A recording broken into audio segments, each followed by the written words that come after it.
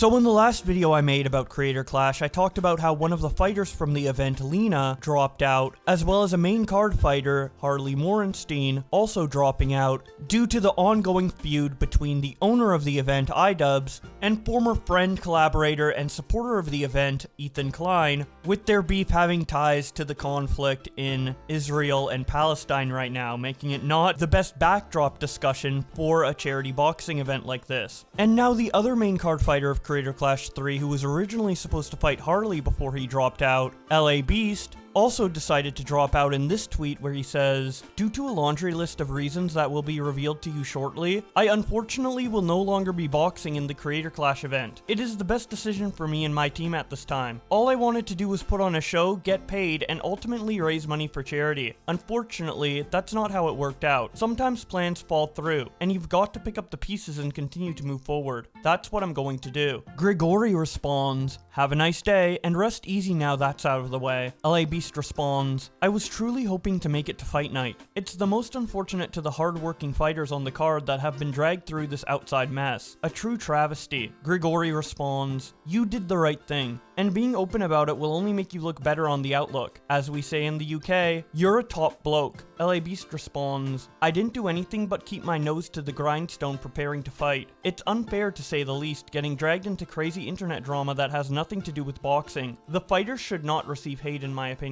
They did nothing wrong." Sloppy Ostrich responds to LA Beast's announcement by saying, "Honestly for the best. Someone with such a wholesome public image is best distanced from the shit show Aneeza's husband created." LA Beast responds, "I'm not perfect. Nobody is. Just for the record. I've never been one to dabble in religion or politics on social media, and that's pretty much what Creator Clash 3 has become. I didn't sign up for this. None of the fighters did." Barnabas says, "That sucks, man. You still being a part of it was the only reason I hadn't tried to refund my ticket yet." LA Beast responds, "I am fairly certain tickets will be refunded, but don't hold me to that yet. Feel bad for the non-refundable flights, however. Considering how crazy this whole thing has gotten, there could be civil suits happening now. Nothing the Judge Judy show or People's Court can't handle." K-Skin says, "Common LA Beast W." LA Beast responds, "I feel bad for the fighters and the rest of the producers of Creator Clash 3 not involved with any outside drama. It's a total bummer overall if you ask me." Aristocrat responds to LA Beast's original post by saying, "Smart. Shit like this has to be perfectly executed or it's not worth doing." LA Beast responds, "The whole thing started to unravel down the stretch, unfortunately. The fighters on the card are the true victims here." Poopalis responds to LA Beast's announcement by saying, "Reason 1, scared." LA Beast responds, "Scared of the multiple red flags and irreversible damage it can do to one's brand by being associated with the event." DD Investigations responds, "Stay well, and keep doing fire content.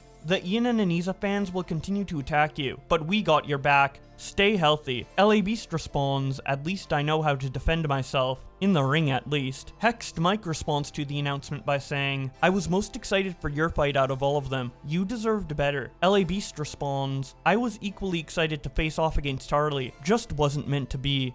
For now." Justimus Prime 1, love that username, responded to LA Beast by saying, "Best to step away. You made the right call here. Other ways of making some money for charity. Pick up, dust yourself off, and keep moving forward, my friend. Have a good day." LA Beast responds, "How it's gotten to this point is a real bummer. Selfishness on the part of a select few has taken away some of the charity aspect, and fighters who put in the sacrifice, the gym training the last few months. I sacrificed time away from my newborn son and wife to train 5 to 6 days a week." Ribcage Dweller responds, "If it's any consolation, you've gained a new skill, gotten really fit, and reminded loads of old fans 2 things. 1, you still exist, and 2, they've no need to be scared at how you've turned out, cause it looks like you're doing great, as opposed to a lot of other YouTubers who hit the wall." LA Beast responds, "I've lost 36 pounds since January 28th. I can now defend myself. Made many new friends at the boxing gym. Not a loss by any means." The Oatster says, "Sorry to see that it's gotten to that point, and I don't blame you. It's something you obviously were working very hard towards. Would you be open to boxing Harley on something like Happy Punch thing if Keen put something together? Maybe get Lena a fight too?" LA Beast responds, "At this time, I'm taking a step back to focus on my family and continuing to create my YouTube videos." Which seems like the best choice here. Training for a boxing match is a lot of time to sacrifice away from doing other things, especially when some of those other things could be spending time with your newborn son and your wife. So I'm glad he's finally able to do that now that he doesn't need to train anymore. Not that he would even need to train that much more if the original plan of Creator Clash 3 happening in June was still the case, but as LA Beast alluded to in his initial tweet, saying that one of the reasons he won't be fighting anymore will be revealed soon, later that day the reveal came through this post made by Creator Clash, saying that the event will be rescheduled to October. The full statement says, "Due to recent controversy around the event, we've made the difficult decision to reschedule Creator Clash 3. This step is being taken to ensure the safety, comfort, and overall experience of our fans, fighters, and everyone involved. We know this change may be disappointing, especially for those who made travel plans, and we sincerely apologize for the inconvenience. All in-person ticket holders will be automatically refunded. Pay-per-view ticket holders will be eligible for full refunds. Creator Clash will return October 25th in Los Angeles, California at the Hollywood Palladium. Updated event and ticketing info will be shared in July. For further clarity on the recent events surrounding Creator Clash, visit thecreatorclash.com/transparency. And once we go to this website, there's a Q&A of a bunch of questions that people would have for the event, with the first question being, when and where is the updated Creator Clash 3 event taking place? They then say the same thing they said in their tweet, but also add that the live stream version of the event will be streamed on VIPs, which is this live TV streaming type website where you have to pay a subscription to watch the content. I don't know if that's just an alternative way of watching, or if you have to have a VIP subscription to watch, or maybe it gets circumvented with the ticket, but you watch through that service. I'm not sure, but regardless, the next question is, why was the event moved to LA? The response is, Los Angeles made the most sense. It's a much larger market, it's home to a lot of creators, and it helps us keep the event and production costs down. That means we can focus more on what matters, making the show great, raising money for charity, and giving fans the best experience possible, whether you're watching live or tuning in from home. The next question is, what's happening with ticket refunds? They answer by saying, all in-person ticket holders will receive a full refund through Ticketmaster. Pay-per-view tickets will still be honored for the new date. If you prefer to get a refund instead, those will be available for all pay-per-view ticket holders. Information on event tickets for the LA event will be announced in the coming weeks. The next question is, will all of the original fighters still be competing? And then of course the answer is that not all fighters will be available for the new date. An updated fight card will be announced in July. That will also include some fresh faces. So the original fighters who aren't going to be fighting that we know of so far are Lena, Harley, LA Beast, and another person who got silently removed from the website, being Freddie Wong, who was originally going to fight Ginger Pale. The next question is, what's happening with fundraising and charity? They answer by saying, fundraising efforts will continue and expand in the lead up to the new event date. All funds raised so far are secure and unaffected. The Creator Clash 3 broadcast will once again be run as a charity stream, with Stand Up to Cancer remaining our exclusive beneficiary.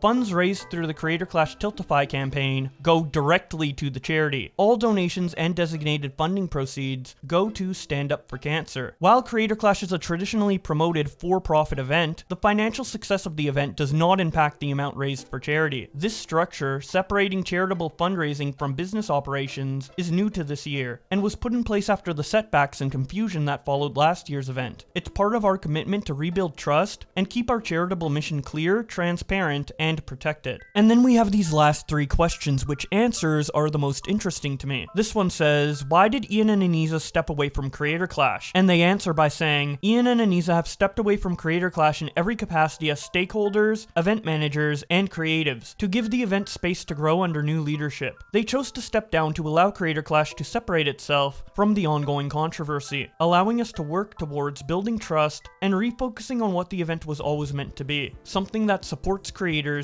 entertains fans, and raises money for a good cause. All other partners remain the same. The next question is, who are the new official spokespeople for the event? And the answer is, your hosts and spokespeople for Creator Clash 3 are Aaron Hansen from Game Grumps, who fought Harley in Creator Clash 1, Alana Pierce, who fought in Creator Clash 2, and Ethan Nestor, who is well known for working on Unis Honest with Markiplier, and also fought in Creator Clash 2. We're gonna see a little bit more of them in their update video that they also linked in their tweet about this. events. But first we gotta look at this last Q&A, which got the most reaction out of people on Twitter. The question is one we've all been asking for multiple years now for all of the events, and it's, do the fighters get paid? And the answer is yes. Each fighter receives a guaranteed purse to help cover training and preparation expenses. In addition, 20% of net profits from the event will be evenly split among all fighters. A further 34% profit share, originally allocated to Ian and Aniza, is also being redistributed among the fighters following their departure. So this 34% profit share that Aniza and Ian were originally going to take before leaving Creator Clash 3 was by far what got the biggest reaction out of this transparency announcement, with Night Kitten on Twitter responding by saying, "Lol, what? They were taking 34% before they left? For what?" Which is a good question because they aren't nearly doing as much work as the fighters are in the event. Now, if this 34% profit share was for Ian when he was in Creator Clash 1 and 2 as an actual fighter, that would make a little bit more sense. He's getting more money because he's the host of the event, heavily promoting the event, running the event, and boxing in it. Of course, he should get a bigger share than the rest of the fighters. But for Creator Clash 3, where Ian was never planning to fight, it doesn't really make too much sense. And H3 also thought so when he posted this clip of Ian and Aniza on Hassan's stream with the caption, 34%. I think what really made me mad about boxing events in the past is that it's rich assholes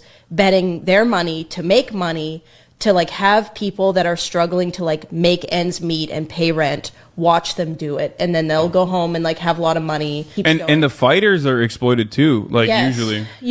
I think what really made me mad about boxing events in the past is that it's rich assholes betting their money to like have people that are struggling to like make ends meet and pay rent watch them do it, and then they'll go home and like have a lot of money. And the fighters are exploited too, like Ethan also responds to LA Beast's announcement of leaving the event by saying, "It's such a shame that they used all of these people for a vanity project that was doomed from the start. LA Beast seemed to be taking it very seriously, according to Harley. Feel really bad for the poor guy. Hopefully they at least pay him back for the training time and make an apology to him." Ethan also shows the tweet from LA Beast that we read earlier, where he talks about spending more time with his newborn son and wife, and captions it by saying, "Ian and Aniza can never pay back the time he lost with his family." Aniza then responds to one of H3's Instagram stories by saying, "BB girl, I know you were so desperate for any crumbs from me, so here's a really big piece of fuck you. We are not financially tied to this event, and even when we were, we had it structured to protect us and the charity. You have no power over us. You are just an asshole." Someone on the H3 subreddit reposts Aniza's tweet and captions it with a frenemies reference, saying she takes that 34%. Ethan comments on this by saying, "Ian and Aniza, how much did you make from Creator Clash 1 and Creator Clash 2? Now, Ian didn't respond to Ethan directly on this, but he did address this to his fans on Reddit, that he later reposted to Twitter, where he says, "To my fans/viewers, serious. I wanted to clear some things up now that Aniza and I are no longer a part of Creator Clash. When I announced Creator Clash 3 and its new business model, the communication wasn't clear. Looking back on my video and the current reaction, it's obvious it was too vague. It remains true that I earned a fight purse for Creator Clash 1, along with the other fighters, and we did not profit at all from Creator Clash 2. After Creator Clash 2 failed to raise any money for charity, we knew it was time for a different business model." Yeah, no shit. Anyways, he says, "We reconstructed so that the funds for our charity partner would be raised on Tiltify, separate and apart from the actual event. We then decided that this year, we would take a profit share from the for-profit side of the event, should the for-profit side of the event succeed. I feel sorry for any confusion Aniza and I caused. We know that the event is in good hands now, and wish it all the success." And people were not too happy at this response. Billy Mitchell says, "Why do YouTubers give the worst apologies?" Mr. B says, "Wild you guys shit on capitalism all day long while you collect 34% of profit from a supposed charity event, taking the money directly out of the fighters' pockets. You are speedrunning your own demise. I hope it was all worth it. Enjoy the cuck chair over at Hassan's place." Cactus shows this image of someone knocking down dominoes, with the first domino being Ethan unfollowing Frogan on Twitter, and the last one being iDubbbz exposed as a scammer. Mudahar from Some Ordinary Gamers says, "Did you have a 34% profit share on the charity event the first 2 years as well?" Froggy Fresh, the fighter who was kicked from Creator Clash 2, commented on the Creator Clash 3 news with this Twitter video in the caption, "iDubbbz don't work for free, and neither should you." I'm not typically the guy that does the news. I'm not good at it. But we just found out today that Aaron Hansen hates iDubbbz and Anissa. He posted on his website that they are taking 34% of all of the money. He's trying to ruin your life. The way that you guys try to ruin my life, I just wanted to be a boxer. You come at me, telling me to shut up.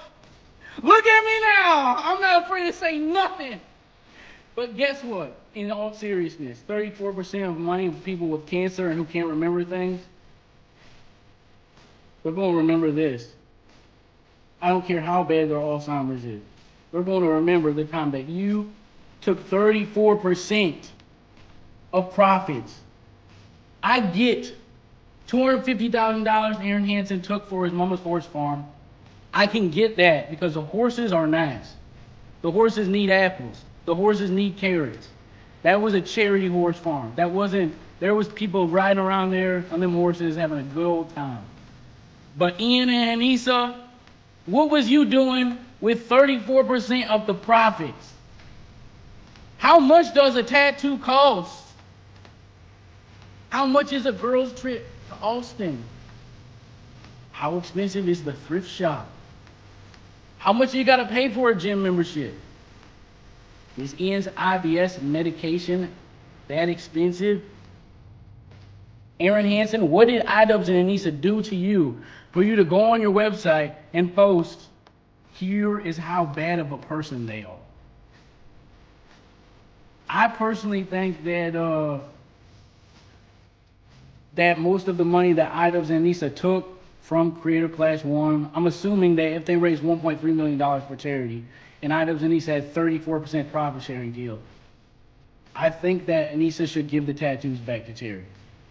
That's just my take. You mentioned you got to start earning money again. Are you guys not earning anything right now? No, No. Oh boy.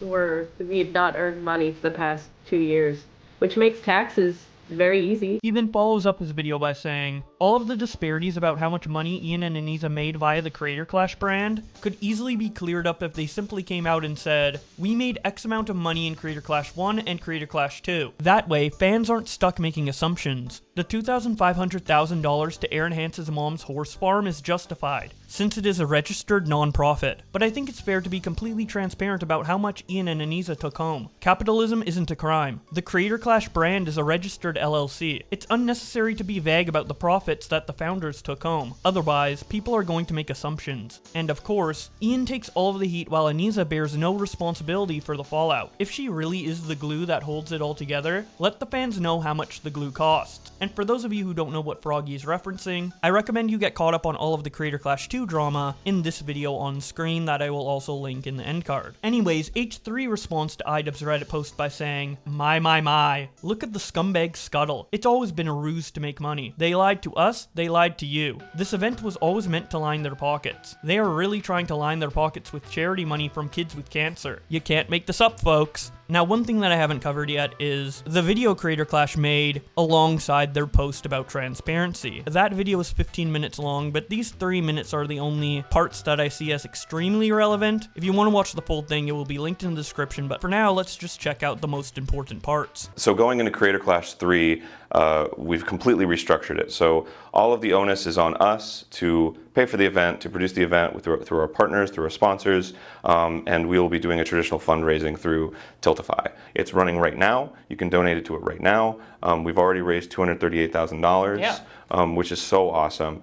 That's gravy. That's going straight to charity. So every dollar that is raised for charity through this event will be going straight to charity. The event will be funded by ticket sales. It will be funded by pay-per-view sales, and the fighters will be receiving a cut of that revenue. Yeah, it's basically two separate things now, right? There's the event part, which is handled a very traditional event way, and then the charity is totally separate. So like even if you don't like watching boxing, you could still donate to the charity. It's up on Tiltify already. You can get involved immediately. And it's very transparent of like, okay, you can see the number right now on your screen of how much money we have raised so far. Every cent of this is going to an amazing cause, which is awesome. I'm glad that you feel that way. We do too. We're trying to not have any external internet bullshit. It's just supposed to be a fun boxing event for charity, and that's really what it should be. And it's such really a good mission statement, and it's such a bummer that it ever got away from that. It seems so silly that it ever got away from that because it's so clear what the event is supposed to be. People are already punching each other in the face.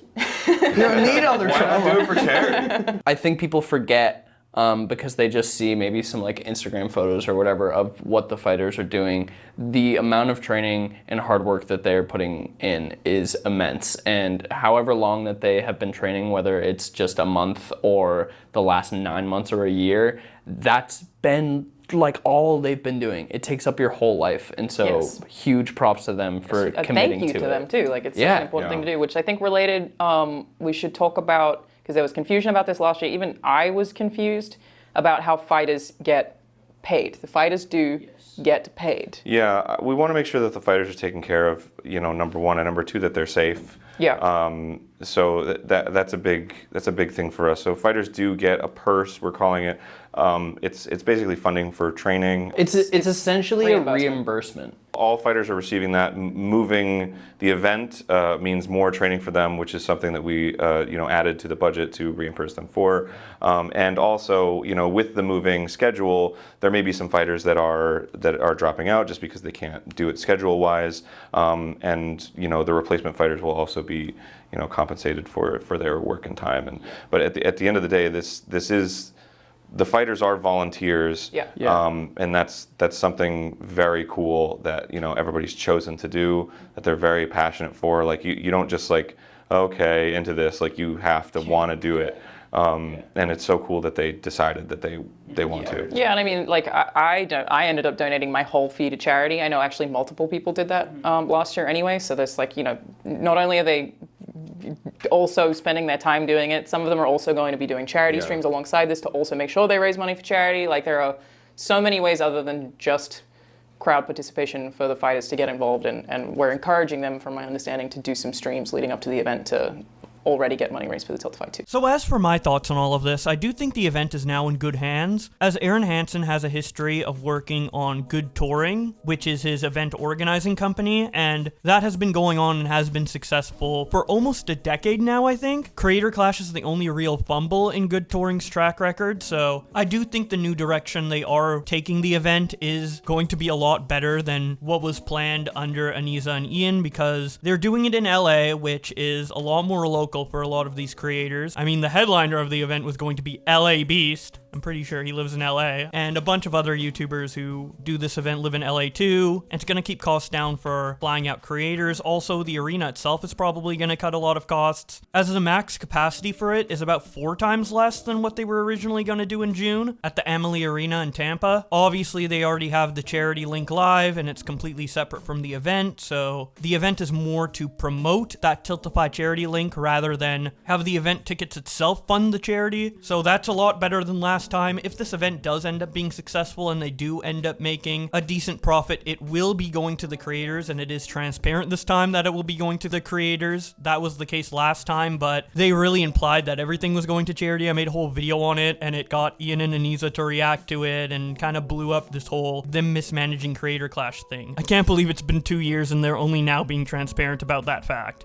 which is very much on Ian for how he promoted the event in his video, implying that that wouldn't be the case. So now that that element's gone, Ian and Aniza are no longer involved in the event. Maybe it can actually be kind of successful in some way. I definitely think moving the event was the right choice, as the drama is at a peak right now with Ethan and Ian, and even with Ian stepping away, the event is so close that that drama is going to kind of linger on to the event, whereas doing it in October gives the team a chance to kind of disassociate from the iDubbbz H3 drama and maybe do some actual good promotion for the event before it starts, because the promotion for the first 2 Creator Clash events were just really bad. I really think Creator Clash 1 did well in spite of its bad promotion, because it was the first one and a lot of creators were interested in seeing people who typically wouldn't box, but that lack of advertising in Creator Clash 1 really bit them in the ass when they didn't up the ante for Creator Clash 2, or even this version of Creator Clash 3 that was in June. So I hope the event has better advertising going into its new October date, because I went to Creator Clash 1 and I thought it was really fun. The fights were pretty entertaining, but the energy in the crowd was just insane, and it was a really fun experience. So ideally, I would want this event to be run properly and be successful like the first one was. Although I think the event would do a lot better if it wasn't a boxing event, but a wrestling event. I've had this thought in my mind ever since I watched Creator Clash 1 with the dad fight, where he did a bit of roleplay with his dad character, ARG from YouTube, having this insane performance going on to the ring and into the ring, and that aspect of the event was by far far the highlight for me. And after seeing Ricky Berwick do a wrestling thing recently, that was really funny and entertaining to watch. I just think for a fighting event hosted by content creators, it would be a lot more creative to come up with funny wrestling scenarios to act out rather than having legitimate fights between two brand new boxers and just